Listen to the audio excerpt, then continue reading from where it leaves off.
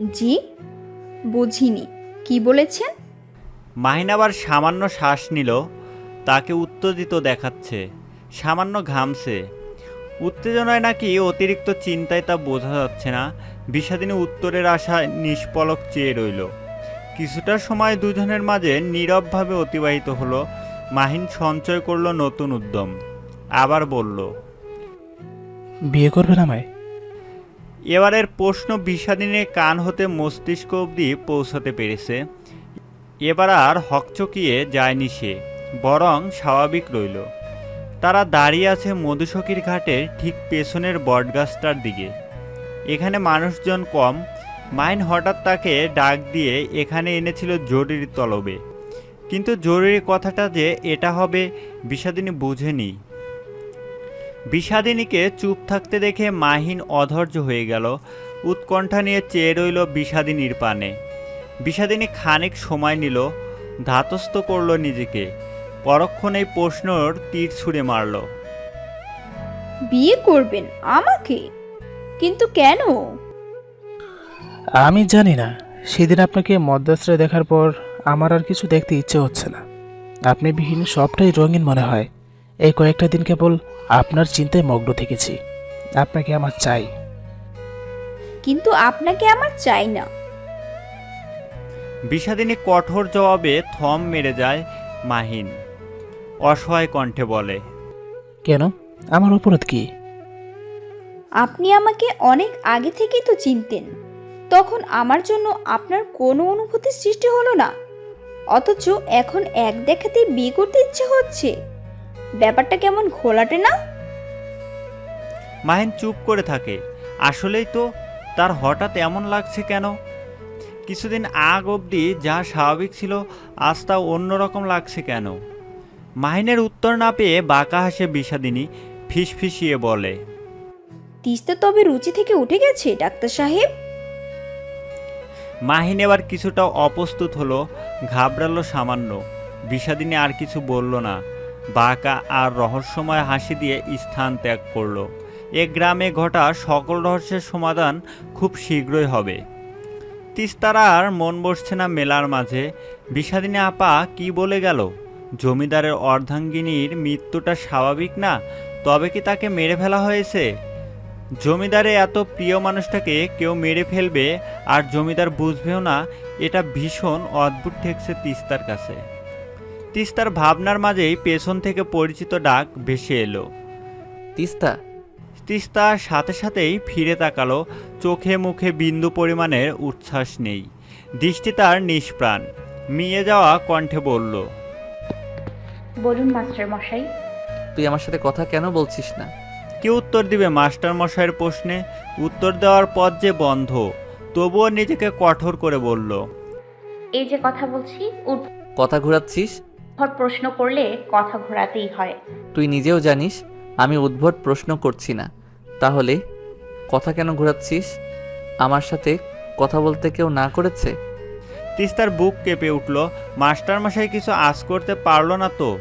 কণ্ঠনালীর মাঝে শব্দ কণিকাটা আটকে গেল। তন্নাদ্দেই পেছন থেকে বিষাদিনী বলে উঠল, আপনার সাথে তিস্তার কিসের কথা প্লাবনদা? দুদিন পর আপনি আমার হবেন, পর মানুষের সাথে কিসের কথা? আবার আবার তিস্তা ভেতর ভেতর ভেঙে গেল। মাস্টারমশাইকে সে কখনোই মানুষ ভাবতে পারবে না, তাহলে কেন এখন ভাবতে হচ্ছে? সম্পর্কের সমীকরণ এত গরমিল হয় কেন?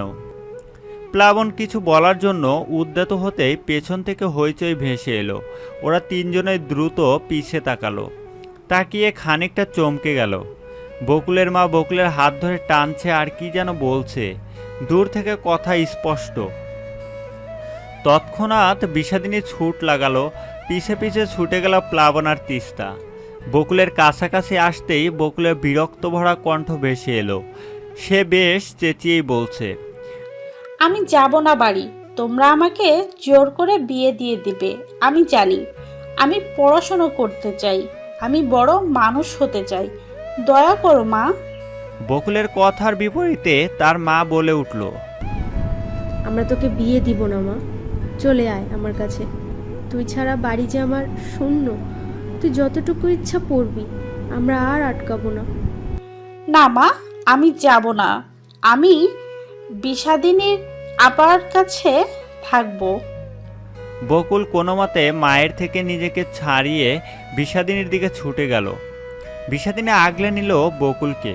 বকুলের মা আবার বকুলের কাছে আসতে নিলেই বিষাদিনী থামিয়ে দেয় তাকে। বেশ শান্ত স্বরে শুধায়, আপনি কি ওরে সাথে নিতে চান? বকুলের মায়ের তৎক্ষণাৎ উত্তর, আমার মাইয়ারে আমি নিয়ে যাব। তাহলে জোর করে নিতে পারবেন না। যদি আপনার মেয়ে আপনার সাথে যেতে চায় তবেই নিবেন, কেমন? বকুলের মা চুপ করে থাকে, তারপর উদাসীন কণ্ঠে বলে, ও তো আমার সাথে যেতে চায় না। সেটা তাহলে মা হিসেবে আপনার ব্যর্থতা। আপনার সন্তান এখন আপনার কাছেই নিরাপদ বোধ করছে না।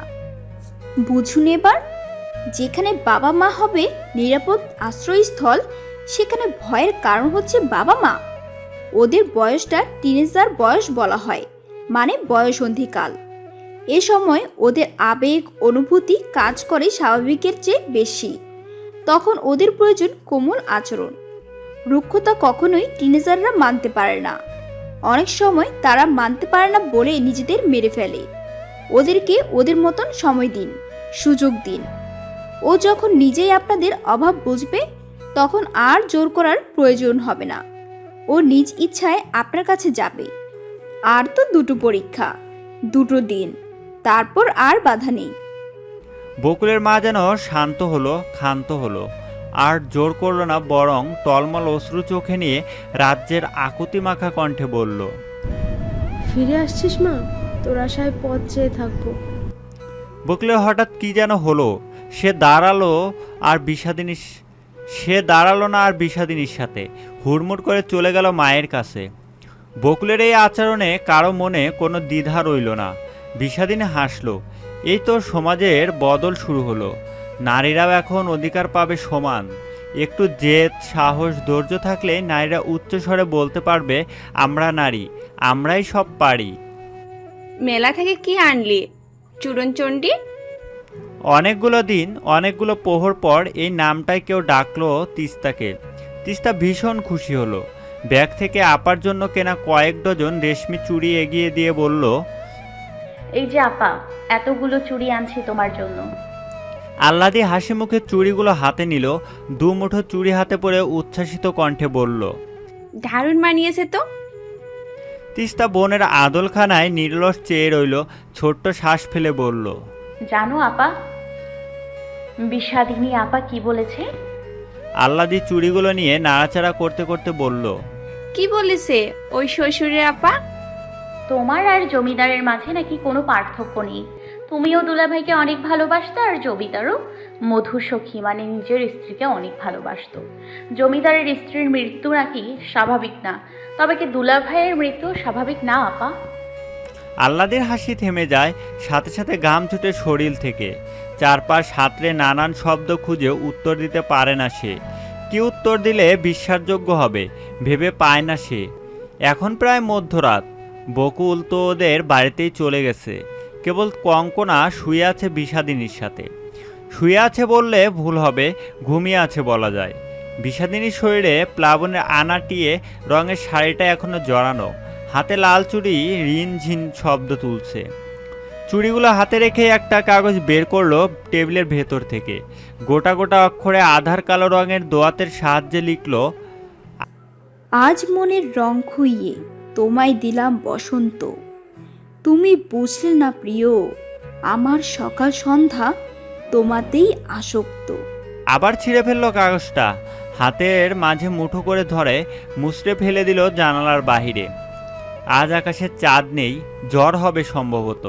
মাস্টারমশাইয়ের বাড়ির পিছে পাতা ভর্তি পুকুরটার দিকে তাকিয়ে আনমনে সে বলে উঠল, তোমার সময় হয়েছে মানুষ, পাতার পুকুরে লাশ হয়ে ভাসার। খুব শীঘ্রই তুমি ভাসবে। আধার মাঝে পৈশাসিক হাসি দিয়ে কণ্ঠে গান করলো বিষাদিনী। কত প্রণয় হারায় আধারে, যেমন করে শুকনো পাতা নির্বিঘ্নে ঝরে পড়ে।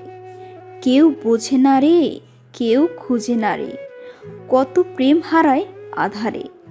নিশিরাইতে হারায় চোখের পানি। কেউ জানে না, কেবল আমিই জানি।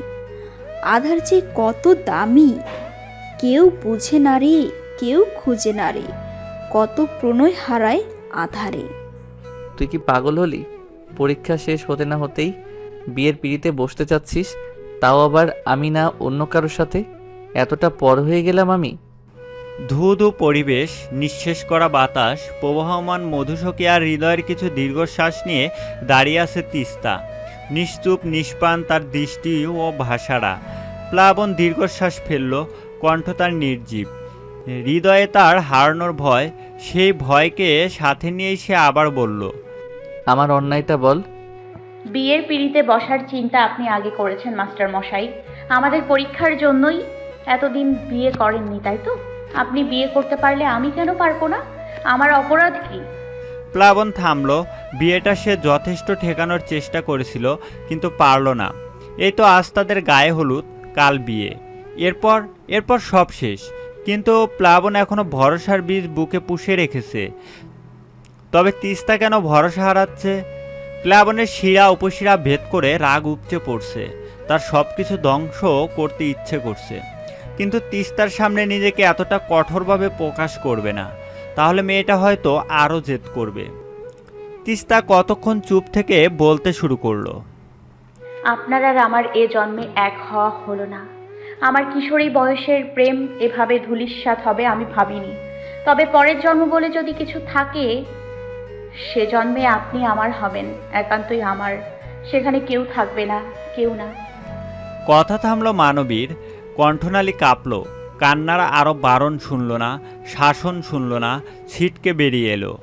দিক ভুলল প্লাবন, আঁকড়ে ধরল মানবীকে। বাহুডোরে কতখানি সময় ব্যয় হলো একান্ত ব্যক্তিগতভাবে। কান্নার বেগ মানবীর বেড়েই চলছে, থামছে না আহ্লাদ পেয়েও। মানবীকে এতটা নিকটে পেয়ে অসংযমী হয়ে পড়ল প্রেমিক পুরুষ। উষ্ণ ছোঁয়া এঁকে দিল মানবীর অধরে। সময়টা আরেকটু ব্যক্তিগত হলো। কিশোরী বয়সের প্রথমে তো গোপনীয় নরম কোমল অনুভূতির সাথে পরিচিত নয় তিস্তা। আবেশে বন্ধ হলো চোখ, গাল লাল হলো, লজ্জা আকাশ ছুঁয়েছে। অভিমান কি পাথর হতে পারে আর? সে তো আদুরে ছোঁয়ায় গলে পানি। তুমি তোমার কথার খেলাপ করছো না বুবু? কঙ্কনার প্রশ্নে খানিক হাসল বিষাদিনী, ঠাট্টার স্বরে বলল, তুই বলছিস অন্যায় করেছি? তা নয় তো কি, এই অন্যায় হচ্ছে না? তুমি তো বলেছিলে মাস্টার মশাইকে বিয়ে করবে না, তবে তুমিও কি স্বার্থপর হলে? মাঝে মাঝে স্বার্থপর হতে ক্ষতি কি? কঙ্কনা আর উত্তর দিল না। বিষাদিনীর স্বার্থপরতা মানতে পারছে না সে। একদিন আধার রাতে তাদের মধ্যে যে কথা হয়েছে, সে কথা এখন আর বিষাদিনী রাখছে না। তবে কি নিজের ভালোবাসার জন্য মানুষ স্বার্থপর হয়? বাইরে তখন রঙিন কাপড় দিয়ে উঠোন সাজানো হচ্ছে। কাল দুপুরে বিয়ে। বিষাদিনী নির্লস জানালা দিয়ে বাহিরের দিকে তাকিয়ে মুচকি হাসছে। কঙ্কনা আর দাঁড়ালো না সেখানে, গট গট পায়ে বের হয়ে যাচ্ছে বিষাদিনীর ঘর থেকে। তার মস্তিষ্ক জুড়ে কেবল একটা কথাই ঘুরপাক খাচ্ছে, বিষাদিনী বিশ্বাসঘাতক নারী। কঙ্কনা ঠেলে কান্না আসছে। সে বিষাদিনীকে কত বিশ্বাস করেছিল, আর বিষাদিনী কিনা এমন করলো। কঙ্কনা দরজা অবধি পৌঁছানোর পরেই বিষাদিনীর চিকন স্বরে ডাক দিল, কঙ্কনা। কঙ্কনা থামলো, না চাইতেও সে থামলো। এই একটা মানুষ যে জীবনের স্বাদ গ্রহণ করতে শিখিয়েছে, তবে কোনো মানুষ পিছু ডাকে সে থামবে না। কঙ্কনা থামতেই বিষাদিনী হেসে বলল, রাতের দিকে একবার মধুসখীর ঘাটে ঢুমানিস তো, তোদের একটা সত্যি জানাবো। তিস্তা বিদেশিনী আবার চলে গেছে অনেক দূরে। না, বুবু যাকে ভালোবাসতো তাকে মুক্ত করে দিয়ে গেছে। মাস্টার মশাই, কিসের সত্যি? আমরা কোনো সত্যি জানতে চাই না, তুমি পুরোটাই মিথ্যে ঘেরা। কঙ্কনার এমন রুক্ষ জবাবেও বিষাদিনী হাসি এক বিন্দু কমল না, বরং হাসিটা আরও প্রশস্ত করে বলল,